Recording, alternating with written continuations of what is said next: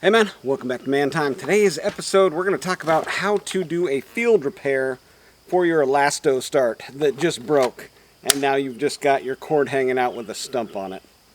Welcome to Man Time.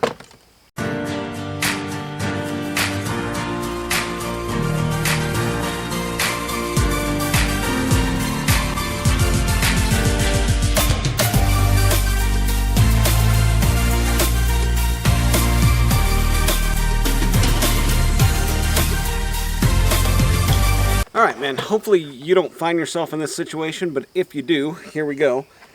First thing, I tried to fire this up and boom, the handle comes off like in my hand, and I'm sitting here thinking, great, what do I do now, you know? Luckily for me, I had another chainsaw. I mean, that's always plan A, is prepare for primary, secondary, tertiary game plan when going into the woods with multiple weapons to arm yourself with, i.e. multiple chainsaws. But yeah, first startup of the day. I get down, I've got some cleanup work to do, and of course I bring my trusty MS-440. It is very reliable and rebuilt and good as new, but some of the things on the original stock saw, like this pull rope handle, it's one of those service items I think just gets overlooked, and sometimes they break, and that's what happened to me. So anyways, I was looking it over and I was like, man, it'd be really nice to be able to present a video to people where they could do like a field repair of the handle. I started digging around in here, seeing if I could get, because there's looks like a piece of cord that comes kind of through the middle of it, but the only thing that's attaching this to the cord is this piece of rubber, and it's got it's molded to pieces of plastic, right? So, but it didn't break where it's actually mated to the plastic. The rubber actually just broke. I mean, it is kind of right there, but there's rubber, so the rubber is what broke. And then if I look a little bit closer, it was torn in another spot. So as a good reminder here, before you go out into the field, pull your cord out, look at this, and make sure that it's not damaged in some way or another, with it kind of hanging outside of the handle. Beyond that, I was like, well, what other options are there, right?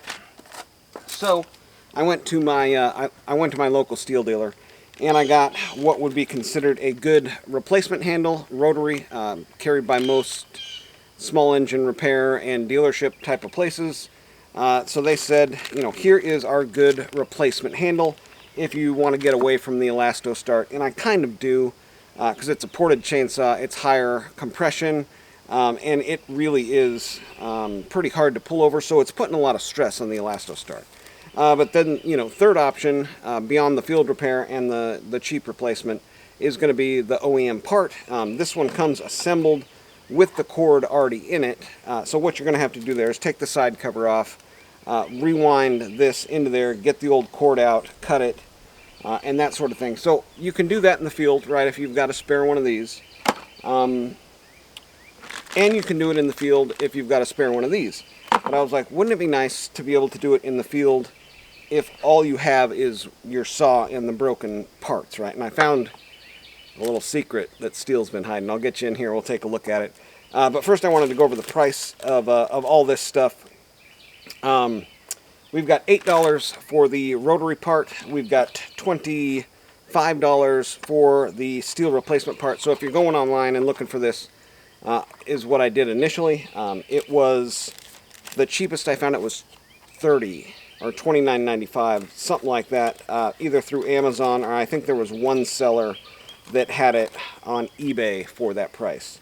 But your Stihl dealer is going to be the cheapest option. If you don't have one, you can spend an extra $5 or $10 and get one online. But let's get in real close and see if we can get this field repair with the hack. Yeah, so the first thing I was doing, I was looking at a way to kind of like pick this out or pick this out, and every time I'm like slipping the knife by my finger and thinking this isn't a good solution. And then I was looking at this because I thought, they sold me the wrong thing here because it's got a rounded end on it. Well, this does have a rounded end, and the female mating, slot here is round. So that will, in fact, work. And then I started looking at this, like really close, like, how could I get this to work? Well, Stihl, in its infinite wisdom, left us a way to get by in the field. There's a little hole right down here through the end of this front part of the handle, and I think that is there specifically designed for your field repair. Now the problem is it is no longer gonna kind of fit the way that it's supposed to here, but let's see if we can come up with a let's just see if how that looks, you know, if it's not too janky looking. And then we've got two other options if we decide that it's not going to work out quite as good as it should. But that is going to be a field repair that's going to be adequate. All right, so let's get into it. First thing you're going to want to do is get a way to hold the cord so it is now not trying to suck its way back into the saw.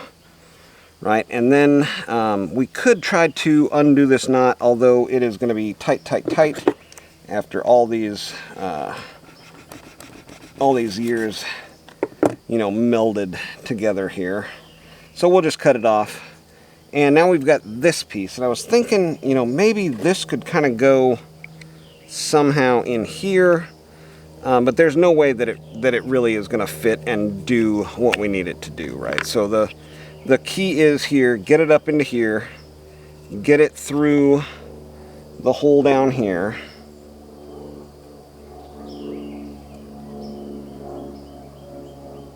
which is going to be right in the front of the handle here.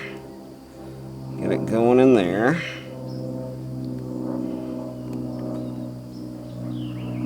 And then just kind of edge it forward until we can grab it from the other side with your pocket knife. If you don't have a pocket knife on you, I mean, I don't know what to tell you.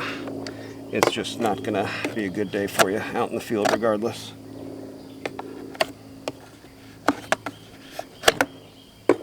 Alright, never see that again. Okay, and then just a basic knot. This one is a very small hole where the standard, you know, cinch knot is going to be just fine. First, let's burn the end of it here.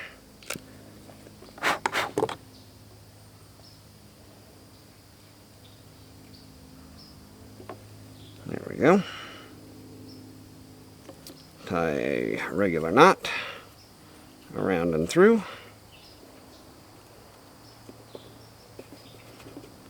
Pull it tight.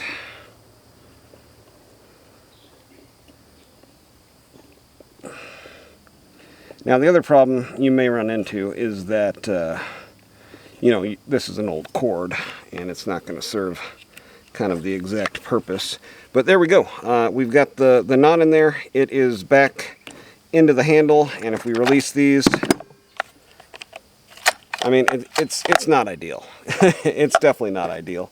We may be able to make it a little less conspicuous by shoving this back down in here, you know, with that line in there. But it is never going to really be the same. Yeah, that's not going to go back down in there. So what you're left with is a big hole in your handle where the Elastostart used to be, but let's see if it works. All right, field repair option. Does it work?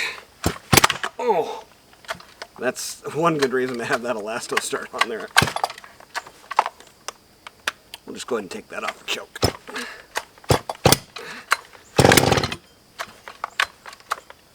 Oh, God.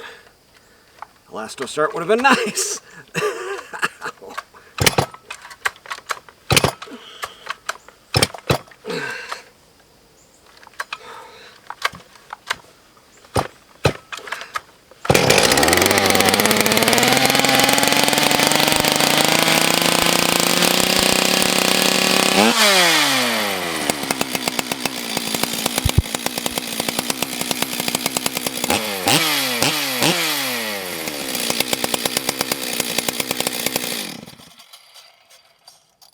Freaking love this saw.